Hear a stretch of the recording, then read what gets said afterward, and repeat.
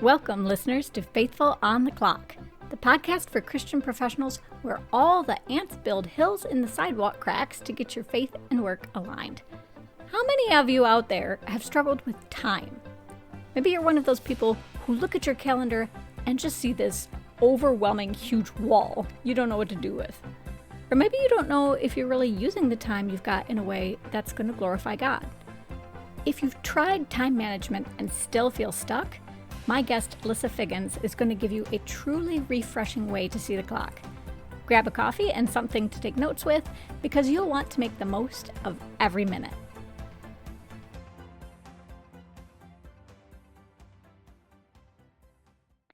Hello, everybody. We are here for another episode of Faithful on the Clock. And joining me today is time scaling strategist Lissa Figgins. Lissa calls herself a recovering busyness owner, and she is our guest today because she has unhurried her heart, finally letting go of her addiction to controlling time, multitasking, and always doing. Her mission is helping Christian women business owners make time their most valuable business asset. Instead of managing time, she teaches how to multiply time as stewards of the 24 hours God entrusts us each day, so that time is no longer her biggest obstacle, but her greatest opportunity. Lissa loves walking and talking, traveling and planning, reading and leading, plus lots of dark coffee and dark chocolate. But most importantly, she speaks the truth. You have time. So Lissa, welcome to the show.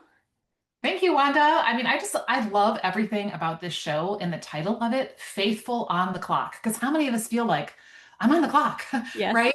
And so it kind of creates this sense of urgency and this like, I feel like I'm behind because I'm trying to catch up with, the ticking of the clock. And yet, like you're talking about here, like we're called to be faithful Yes. with the time that God has given us. And yeah, I can't wait to have this conversation. Well, good. And I will say, John 9:4 has been kind of a guiding verse for my show, where that says, night is coming. We are not going to have the time always to work for God. That has a deadline. So, I just posted a post about this, but instead of paying so much attention to our work deadlines, those do matter. But serving Him, that is the most important thing. That is the deadline that we really have to pay attention to.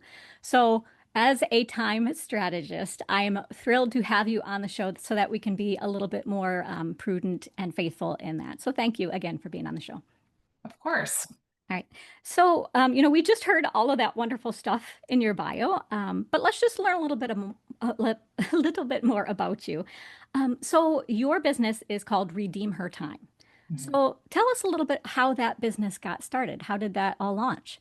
Yeah, well, if you're familiar with scripture, you might already be thinking, I know there's a verse somewhere about that. And you're right. Ephesians 5:15-16 says, look carefully how you live, not as unwise that is wise. Like we have a choice how to, like steward this time, redeeming the time, or some versions say making the best use of the opportunity, because time is our opportunity, as we said earlier, because these are difficult days, right? Or some versions because the days are evil. Like, hello, the devil would love to keep us busy and distracted. We're of no threat to him and no use to the kingdom. So that was me. I was the poster child for busy. And yet I thought I had time management all figured out. Right? Like ever since grade school, I've had a planner and I've had my checklist and I've even written things on my list that I already did just so I could check it off and feel good about, I don't know if anybody else is out there. I have to raise my hand and confess. Okay, good. I relate. Yeah, I've always had a planner. I've always had a plan. I don't, typically ever go into a day that I could even remember where I didn't know what needed to be done and, all of that. And yet I was never done, right? Hence always doing. And I didn't know who I was when I wasn't doing, and so I think for me, a lot of it, the busyness kept me from having to be present to some of the deeper questions that maybe I was a little bit uncomfortable with. And so I was a doer. I was, people would always be like, oh my gosh, you're so busy. And of course we wear that like a badge of honor, like it's a good thing. And finally, God finally got my attention through a diagnosis. I had this feeling of a ball in my throat, which of course I ignored for over a year because who has time? And finally, I was like, I should get this checked out because I had had a cancer scare in that area. Ended up not being cancer, but something was growing there at one time. So I was like, oh, maybe something's back. Went and saw a specialist. They did all kinds of tests. He sat me down. He's like, Lissa, good news. There's nothing in growing in your throat. He said, but the reason that you feel like there's something there is because you have what's called hystericus globus. And he just kind of sat there with this smirk on his face. And I was like, what is that? He said, globus, like globe, a ball. You had the sensation of a ball. And he said, hystericus. And he starts swirling his finger next to his head. He's like, this is where they got the word hysterectomy from. They thought women were going Yep. crazy. Like, it's all in your head. I'm happy to give you a pill. You just have anxiety around your time and everything you're trying to cram into it. Okay. And, he was telling me it was all in my head. But as I walked out of there that day, I knew it was really in my heart, right? Like I was always finding my worthiness in my doing. And I was always chasing my not enoughness. My time wasn't enough. My doing wasn't enough. I wasn't enough, right? And God finally was like, "Are you ready to listen?" And shortly thereafter, I a book showed up on my porch. Found out later it was from my dad, and it was called "The Ruthless Elimination of Hurry." And it was that book that really got my attention. And it said that your busyness is not a disordered calendar; it's a disordered heart. Hmm. And I was like, oh. And so it just really started shifting my perspective on my time and how I was filling it and what God had called me to do. And these were good things I was busy with. I mean, I was running ministries, I was taking care of my family, I was, like my husband would deploy because he was in the military. I mean, all good things, right? Running a business, right? But yeah, but it was just a lot of Lissa doing and chasing after not enoughness, and not really trusting the Lord with my time. And so, yeah, I wish I could say everything changed that minute I walked out of his office. It didn't, but it changed in that moment when I started realizing like time is this thing I can't control, and yet I'm called to be faithful, as you would say, right, Hmm. with it. And what does that look like? How should we as believers approach time? Because I think it should look different than the way the rest of the world approaches time that doesn't know Hmm. the Lord. Yeah, for sure. And I mean, when you were talking, the thing that kept coming through my head is that, and I've said it in different places before, this busyness and this feeling of obligation that we can't stop, that I have had to learn the hard way myself, that can creep in even in our best intentions, even when we're working at the church, even when we think we're doing the right thing. Sometimes we have to prioritize and really think about where we need to contribute for God because we can't do it all, right? So, it sounds to me from what you're saying that that's a lot of what you kind of discovered is that, you had to start getting picky about where Yeah. you put your time. Well, and even just that one word you just said, I don't know if you noticed it. You said all the things I'm doing for God. There's a difference between doing things for God and doing things with God, Hmm. right? He didn't call us to do things for him. He invited us into this relationship with him. And therein is the difference, right? That I think we can, and this is why I talk with my clients all the time. I think God doesn't like lay out the whole plan. Yes, he knows all of our days before one of them came to be. And yet he Hmm. doesn't say, here, Wanda, here's what they all hold, because he knows one of two things would happen. Either you'd run away in fear because you're like, no way, no how. Hmm. Or you would be like, okay, God, I got this. Great. See ya. Like there's this dependence, there's this every day. And I look at our time like manna in front of the children of Israel. Every single day, they had to trust that God was going to give them what they needed that day. Hmm. And we go around complaining that our time is not enough, right? And I wish I had, another hour in the day, or, I never have enough time or whatever. Like we are saying that our, creator doesn't know what we need. And we're not trusting him to, he's never just a barely enough God. He's always like the exceedingly abundantly beyond what you could ask or imagine. Like, so it really is this trust, thing of like, do I trust that 24 hours is not only enough, it's more than enough, for what he's called me to. Hmm. So you just gave us two really good listen or reasons to pay attention and listen. But why do you, if you had to really summarize this, why do you say busyness is the enemy's number one distraction tactic for Mhm. Christian women business owners?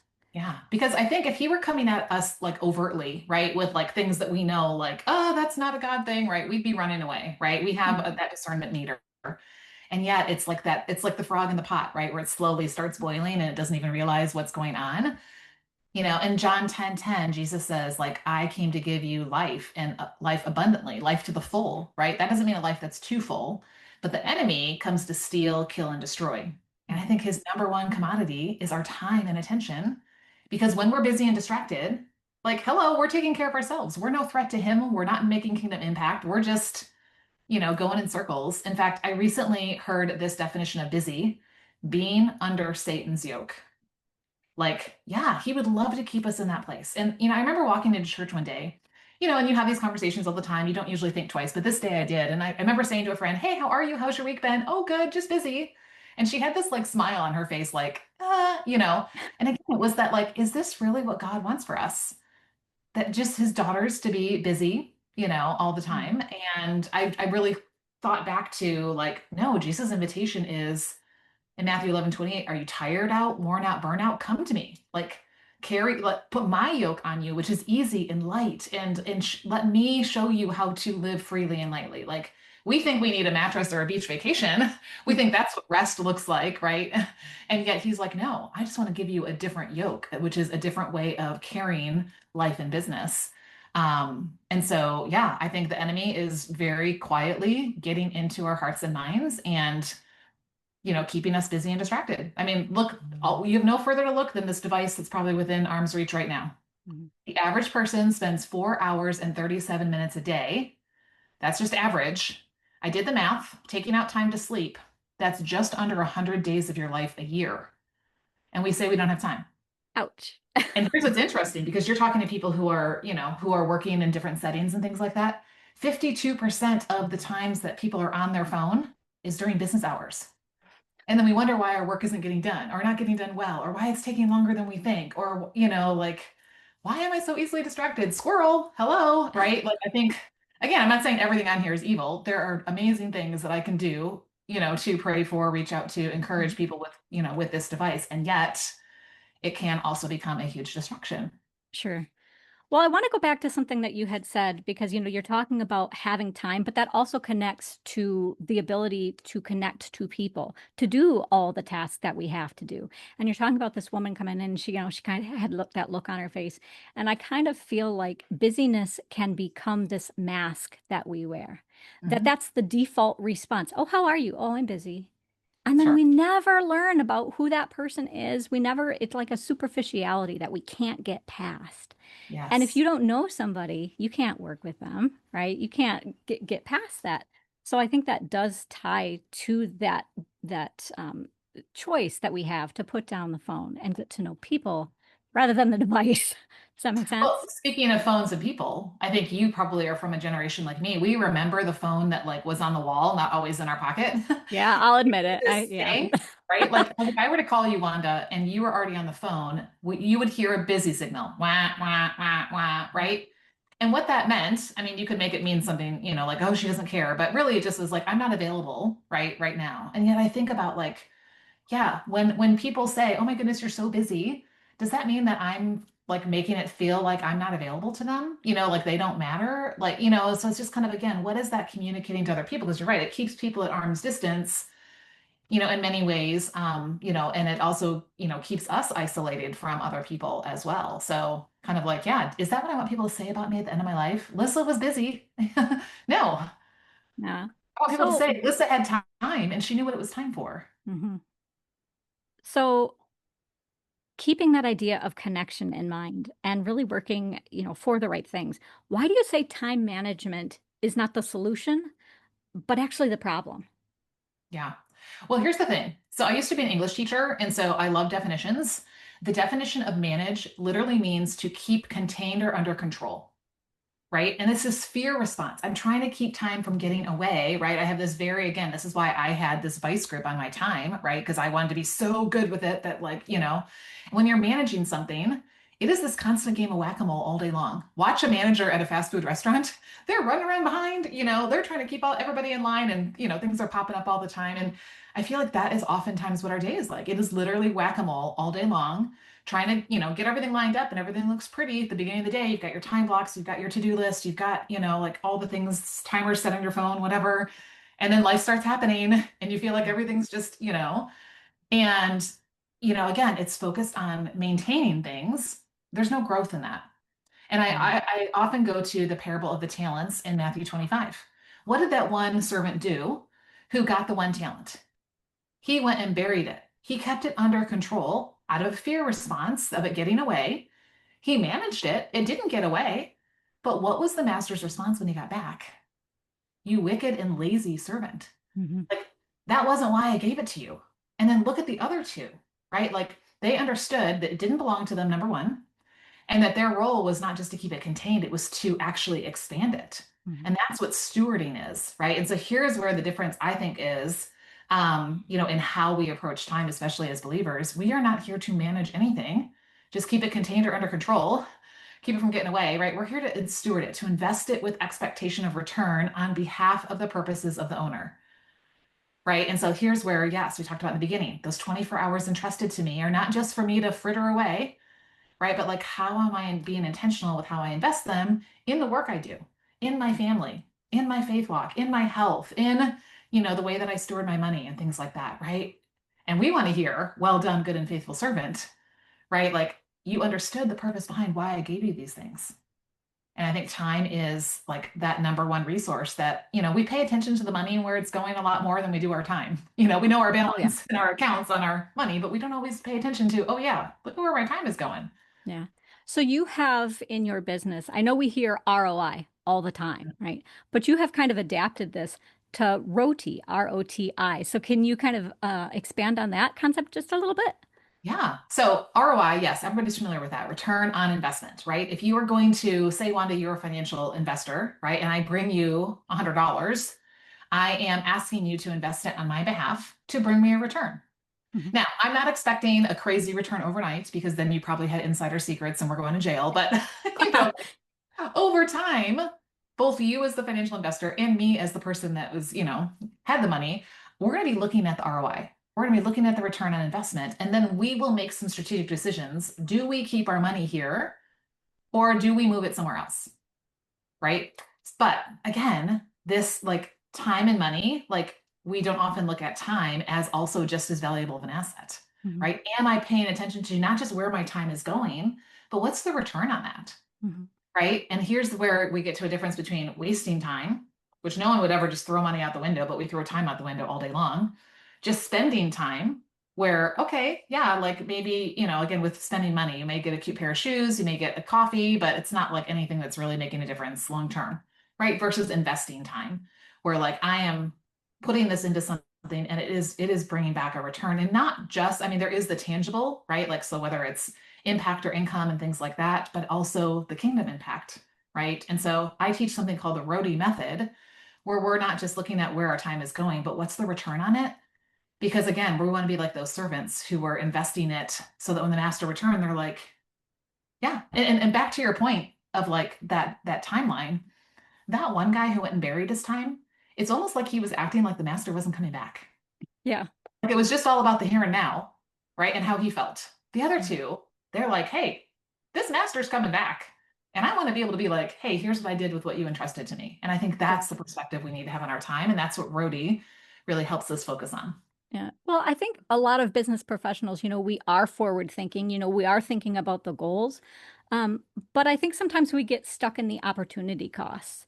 Mm. And so, if we've already invested money, we maybe don't want to pull it out. But I think we can be that way with our time too.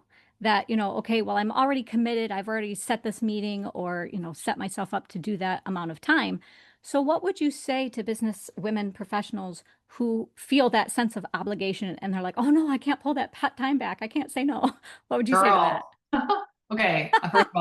First of all, yes, I love this, right? If it was someone else's money, would you just leave it there knowing full well that it wasn't going to be a good investment? No, you'd Mhm. be like, I'm going to need to do this. So number one, remembering it's not just ours, right? And it really comes down to two things come to my mind. Number one, I call them the four shuns. We have expectations, the things others, think that we should do. We have obligations, the things that we feel like we need to do, which is the one you mentioned. Mhm. We have interruptions, the things that intersect the plans that we know we should do, and then we have distractions, which is squirrel, right? And so, yeah, in an obligation, why do I feel this obligation? And what is the ripple effect of that? What is the roadie of that? Like, if I Mhm. do continue to go through with this, what will happen down the road, right? We don't want to feel uncomfortable in the moment by saying no or pulling back or changing something. And yet, if we were to play it out, wow, it could be a much harder no down the road versus feeling a little uncomfortable now. And so that really comes down to the concept of the best yes, right? Like, am I slowing down before I say yes to something to really evaluate, is this a best yes? Because there are a lot of good yeses we can give, and there are okay yeses we can give. But every time we say yes to one thing, we are also inadvertently saying no to other things.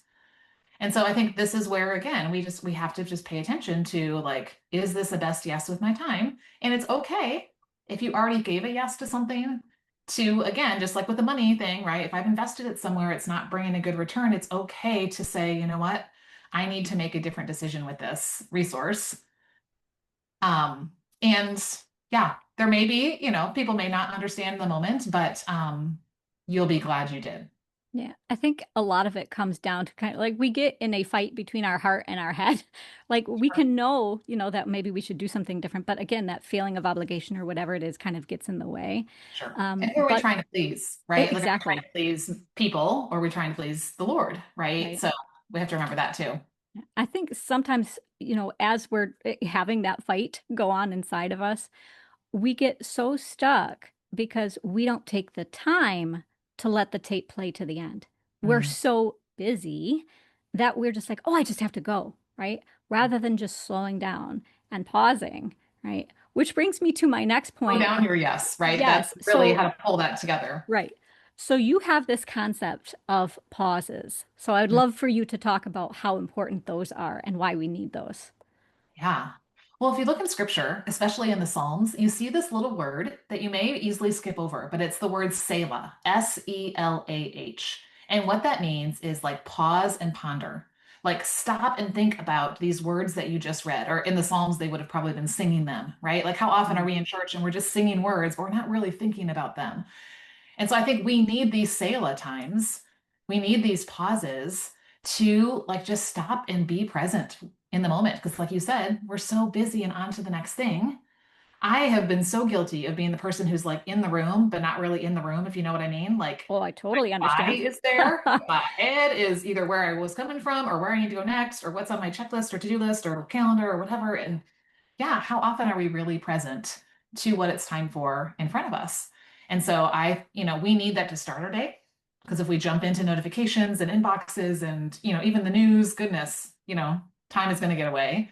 I think we need it at the end of our day because so many, like we think binging or scrolling at the end of the day is us like unwinding. And really it's again, just filling up of more of these things. And I think we need that throughout our day, and one of the things I talk about with time is trusting that my 24 hours is enough. And then like also like we look at the practice of Sabbath, here's a way to trust God with time. Do I believe that 24/6 is enough, right? Mhm. Yeah, 24/7 feels like it's barely enough. What if I give up an entire 24 hours or even just a few hours that day, sure. right? And it's just this, yeah, and physically we need those pauses. We can't keep going on empty and we can't pour from an empty cup. And just like our phone, when it eventually runs out of battery, it will die and be of no use to anyone or anything. So Mhm. we need those pauses. Yeah. Well, when you talk about the pause and the Sabbath, what goes through my head is, of course, the things that you do on those other 6 days or however long you're going to give it, those are valuable things. But how valuable is the day you spend with God?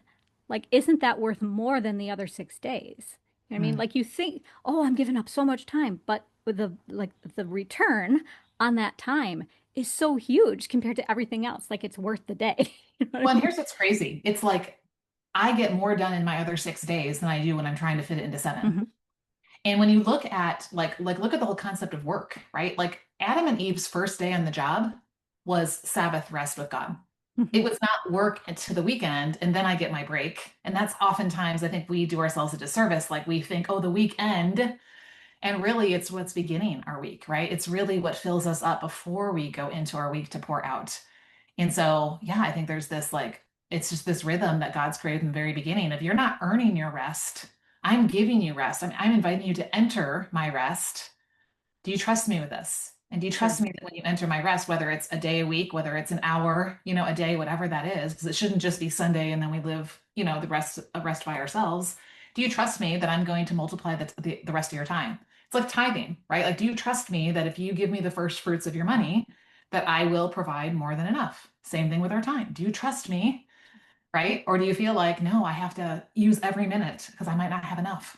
Yeah. Well, one thing that I have heard a couple of pastors now preach on is that if you look in Genesis and you look at the order of the creation story, it's always evening and rest first, Mm. and then you have your work for the day. So, and I think that makes a lot of sense that that is the model that we are supposed to live, but mostly don't. We flip it and we really shouldn't. So that makes a lot of sense to me what you're saying. But if we're going to take those pauses, is there anything that you really recommend that you have found helpful on a personal level that you would recommend to some ladies out there, or even the Yeah. guys? Right. And yes. And I'm going to say, like, yes, if there are guys listening, everything that, we're talking about is biblically based. And so it applies to you too. I just know how it is in a woman's mind where it's not, like I think guys can kind of compartmentalize a whole lot easier, maybe not better, but, like this is my work time. This is my, home time or whatever. And I think for us as women, we have like a bunch of tabs open, just like think of your computer right now. How many tabs do you have open? I won't make you share, but the average person has way too many. And we wonder why we're distracted. Yeah, in our minds, we're so right. We're so distracted, and so I think it's really. I teach this actual concept called time anchoring. So I, again, as a time management girl back in the day, I had time blocks, right? But what are time blocks? They're very like boxy. They're very rigid. They're very task focused, and it's really just a to-do list with a timestamp, right? And then we get one thing gets off, and then we, like it runs into the next one because of course they're stacked up, and then we feel like right. And so I teach this concept called time anchoring, where like you have these time anchor zones of your day, right? So there are times in your day when it is time to fill up, like when you start your day, when you end your day for sure, and maybe, you've got a one or two in the middle, kind of in transition time. You have times in your day when it's time to pour out, whether it's into your family and household or whether it's into the work that you do. And so, like, here's the thing is that a lot of the women I work with, they own businesses. And it's beautiful when you own your own business because you can work anytime. Except the problem is Mhm. we end up working all the time. And I know same thing can be true for people who work for an employer. Like you may have office time, but then you're also on your laptop later doing stuff. And so it's how do I create these time anchor zones such that I know when it's time to work and then I have boundaries around when it's time not to, so that I can refill, so that I can have time with family and friends and hobbies and, and things like that. And so I think really defining, especially since we're talking about work, like when is it time to work and when is it not? Because that will force you to during that work time not be spending 52% of your time on your phone, right? Checking this or going to Sure. change the laundry or whatever else pops in your brain. Because right now it's time to work, right? And then those things, I know I already have a time when those will get, my attention. And so it causes you to be more focused and intentional with your time. And you get way more done. And you do it a whole lot better with less mistakes. Hello, multitasking is kryptonite. It does not Yes. make you a superhuman. It actually weakens your focus. So when you have these five time zones in your day, these two refills, these three pour outs, now you can ask the question, what is it time for? Right? And give your time to what that is in front of you. I think it's so important that you're talking about balance in that way because I think, especially for women, because I think, especially in the United States, at least, we are the caregivers. We give so much all the time that I think that becomes our default. And I think we honestly just forget, oh, yeah, we have to take in a little bit sometimes too. Otherwise, we have nothing to give. Right. And we let that get, off into the one weight far too often. So that idea that, you are building that time in to take something in, I think is excellent because I think that's really the thing we need to practice at. We're good at the other stuff at giving, right? But Yeah. actually taking something in for ourselves to be able to do the other work, I think is Yeah. is pretty challenging. I don't know if guys struggle with this, but women tell me all the time I feel guilty, right, for doing that. And yet, Hmm. here's what I say. If it was a really hot day outside and I hadn't taken the time to fill my pitcher, right, whatever I have nearby, and you come up to my door with this like empty cup and you're like, oh, I need a drink of water, right? And I'm like, sorry, I have nothing to give you. Like, that's the selfish thing. I could have taken a couple minutes or 30 seconds to fill my pitcher. And then, yes, I could pour right into your cup, right? And so, this whole idea of we think that it's selfish to fill our cup, and yet it really does not allow us to serve in the way that we really want to. So Sure. it's just, yeah, looking at a different perspective. Yeah. So, we have talked about getting balance, But I think that does create a lot of, I mean, it requires so many different shifts in a lot of different areas. So how can we make that shift really from managing time to multiplying it? Yeah. Well, I talk about like what I call it CEO time warp, right? Like we Okay. have to like have this new experience of time. It can't just be busyness as usual because we will still keep getting busyness as a result. So there are three shifts, and we've kind of touched a little bit on these, but this will kind of bring everything together. The first one is our belief. How many of us say, I don't have time, if I had time, when I have time, if only I had time? It's all focusing on lack. Here's the truth. You have time. You don't believe it? Look at how much time you did give to this thing, right? Like, and so we can chase what we think we don't have and miss out on what we actually do have, right? We can let what I call the Skittles of life fill up our time and wonder why there's no room for the oranges. Hello. Hmm. Or we can say, okay, I have time and there's value to it. Like God has given this to me, and what am I going to do with it? Which then leads to shift number two is my role with it, right? Which we talked about. Like I think so often we tell ourselves, I have to get better at managing my time. But like we talked about earlier, we're not called to manage it. We're called to Hmm. steward it. We're called to invest it to get a return, not just spend it and hope that we have more pluses than minuses, and we end up with a a good, balance at the end, right? Like we have to look at like time is a gift and it doesn't belong to me. And there is, like what is the purpose behind the time God's given me? And this is where seasons come in, right? Seasons of life, seasons of motherhood, seasons of marriage, seasons of ministry, seasons of business or a career or whatever. Like, and that leads into the last one, which is this focus. So often we're running around and we're looking at the clock and we're looking at the calendar and what it says. And Time Management 101 tells us that's where you look and it tells you what to do. If I know what time it is, then I know what to do based on what time it is. But what I teach women to do, and guys, you can do this too, take that question, what time is it? And make this tiny little shift. You ready for this? From what time is it to what is it time for? It When I say what time is it, usually you're like, shoot, right? I'm already behind. I need to get going. I should have already been there, da da da, whatever. Time got away. We're like, hustle, hurry. What is it time for?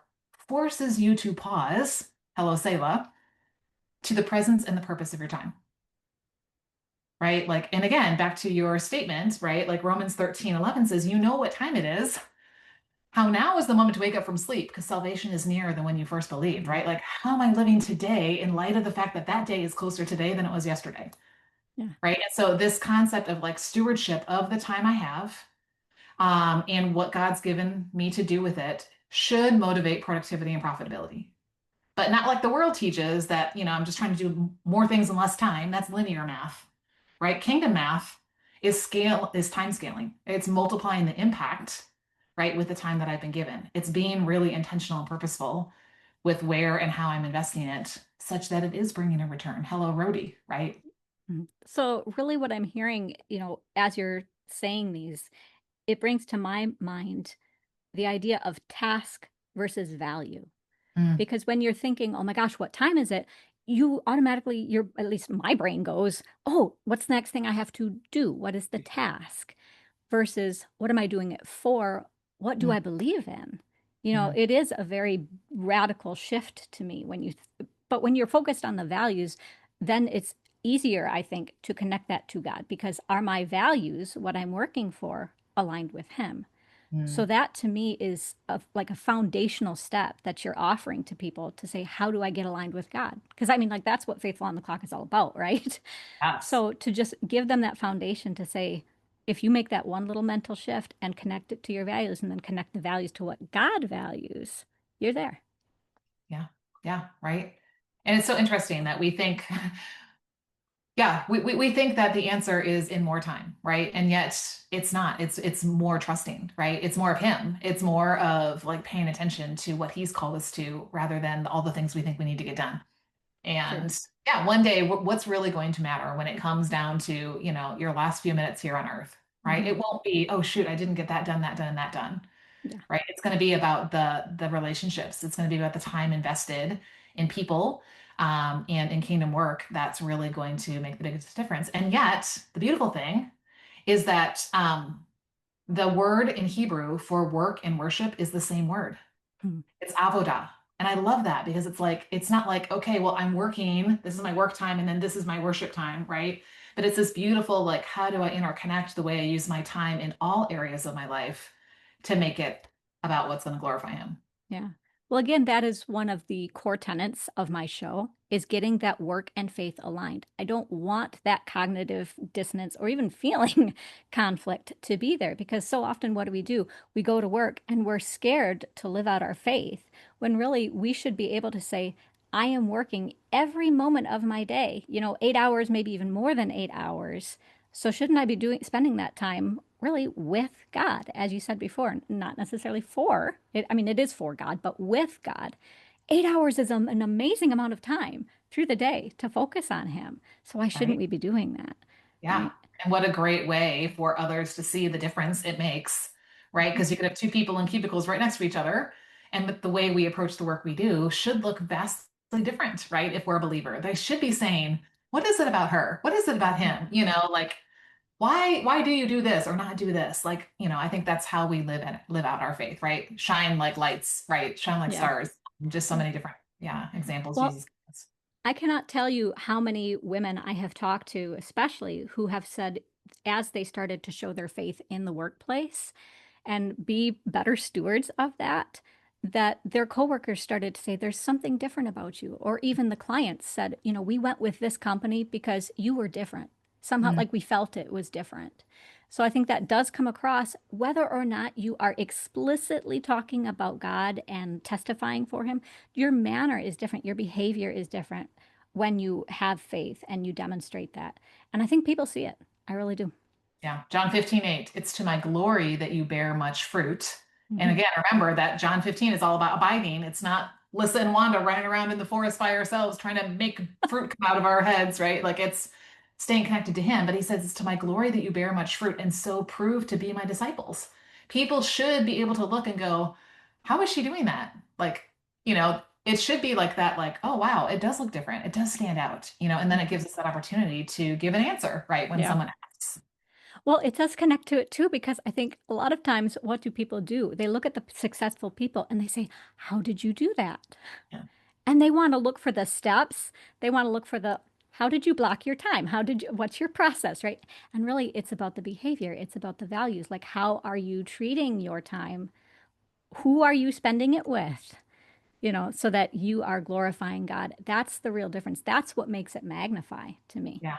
Can I tell you just a really quick little story from scripture that stood out to me the other day? And I was like, how have I missed this? Absolutely. Genesis 26, I think it's verse 12. It's this one little verse. Isaac is traveling. There's been a famine in the land. God tells him to go through, they don't own the promised land yet. He doesn't have very much of a family. God made his promise to Abraham, but it hasn't all happened yet, right? And he's like going through this land that belongs to somebody else. And God says, plant here. Like, hello, that doesn't make sense. It doesn't belong to me. Probably didn't have all the farming implements he would have if he would have been, like actually living there. But this verse says that Isaac sowed in that land, the one God told him to, plant in, and he reaped 100-fold in the same year. And what's so interesting is that this land belonged to the Philistines, which we all know the Philistines would one day be the enemies of God's people, right? And even the Philistines were jealous of what he had because they saw how much more it was and it was different than what they were seeing around them. So it Mhm. was like the farmer going, how did he get that, that crop when I'm right down the road and I'm, like barely scraping by here? And the Philistines actually said, we can see that God is with you. Like, hello, people that don't even acknowledge him as God, right, are acknowledging the fact that the only way that Isaac could have produced that in 1 year, that's like a 10,000% increase, hundredfold. Yeah, had to have been God. Mhm. Reminds me also of King Solomon. Like everybody wants to be King Solomon. We're all like, oh yeah, he's the guy who had all the money, right? So, it's kind of hard to separate the wealth part of his story. So we look to that. But when we think about the Queen of Sheba coming to him, part of what she said was, your God basically, your God is with you. I can see it from everything that you've got. You're prospering. That's got to be God with you. So I think as we start to prosper and get the things that the world values, that's actually a place to testify. How did you Mhm. get it?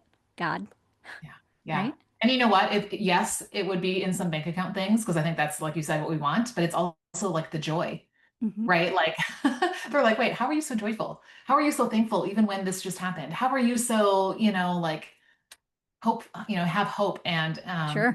and faith and all of those things. It's the fruit of the spirit just as much, if not more, than, the tangible assets that, yeah, we measure. Yeah.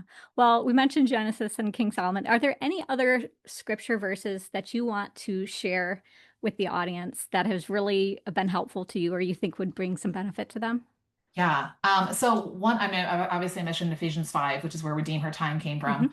One of the other ones that God really challenged me on, and it actually talks about sowing and reaping as well. So I love this. I love the whole idea of the laws of the harvest. But 2 Corinthians 9:8 says, and God is able to bless you abundantly, so that in all things, at all times, having all that you need, you will abound in every good work.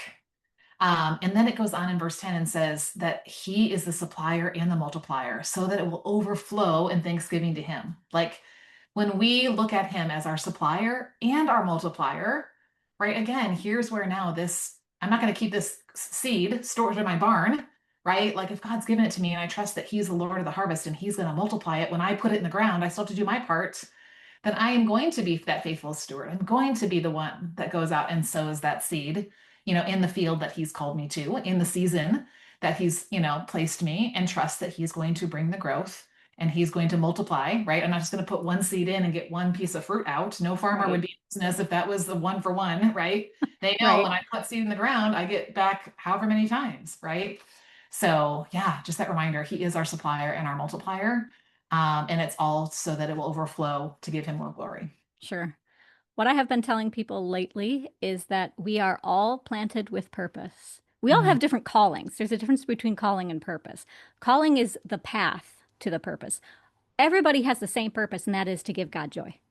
But Right? how we work, that's our unique path. And that might change over your lifetime. Maybe God calls you into a different calling, but the purpose is always the same. And He always plants you with that purpose to have joy and to give it back to Him. So I just kind of want to share that too. I love it. Yeah.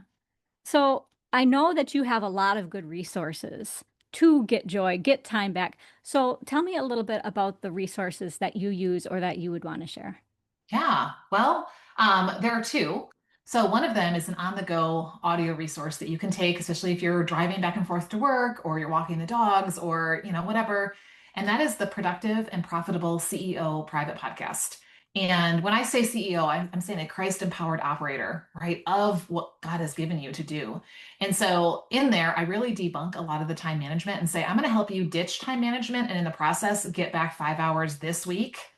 But then we're going to actually replace that with time stewardship tools, with time scaling tools, with things that are going to show you how to not just manage time, but multiply time and multiply your impact. So you can find that at redeemhertime.com/hours. Think 5 hours, right? We're going to get back 5 hours this week. Who doesn't want that back in their pocket? Sure. And then, yeah, I also have a planner because I know that like we need something tangible, right? Like I don't think that putting our to-do list and our calendar on our phones or on our computers gives us the same experience with our time as actually writing it out and seeing it, how it all lays out. And so I created a planner, but it comes with a course because it's all about, again, your perspective on your time and all of that. So you can find that on my website, redeemhertime.com.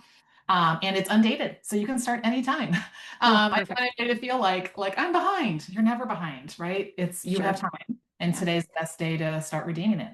Yeah. And listeners, I can tell you, I have this planner that she has offered, and it is beautiful the way it lays out. And as a writer, I can tell you, I really do like writing things out by hand. So I know that this is going to be something that I just keep going back to. And so I'm really grateful that you have put that together for people. I know it's going to be a blessing.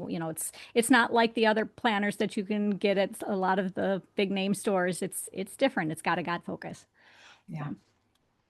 So, It doesn't have so a bunch of lines. I want people to feel like you got to fill every box, right? Like yeah, it's like yeah, yeah. space to really be present with your time. So, Sure. Oh, I think it's structured enough, but it's mhm. open enough that you can really make it yours, Yes. and because nobody has the same exact schedule or demands in their life, right? You've got to have that flexibility to make it unique to you and your life, Yeah. right?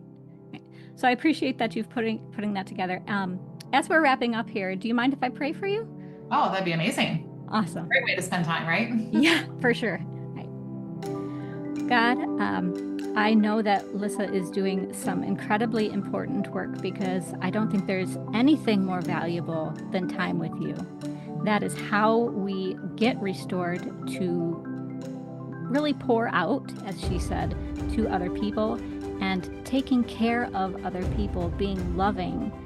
That's where it all starts, is time with you, modeling the love that you have. So I just ask you to keep blessing her and her business and her work, because she is restoring time available with you. In Jesus' name, amen. All right. Well, Lissa, I very much appreciate the time that you have given me today, and I continue to ask God to bless your ministry. Thank you very much for being on the show. Thank you. Thank you. Now, was that a good use of time or what? I know what sticks with me when I talk to Lissa is how doable this shift from time management to time stewarding really feels. And so I just want to encourage all of you out there today. As Lissa says, you have time. You absolutely can do this. Whether it's by using her planner or other tools out there, this is within reach, especially if we support each other along the way. Next episode, because Christmas is right around the corner, I'm going to be talking about the power of joy. But not just joy. Joy by 1,000 jolts. Join me for that in 2 weeks. Take care, everybody, and be blessed. Like what you heard and want even more great Christian business content? Head on over to patreon.com/faithfulonthe-clock to become a supporting member for the show. You'll get access to options like early episode access, bonus episodes, videos, Bible studies, curated articles, and more in a tier plan that's right for you. Show your support for this podcast, and remember, enormous change can start with you.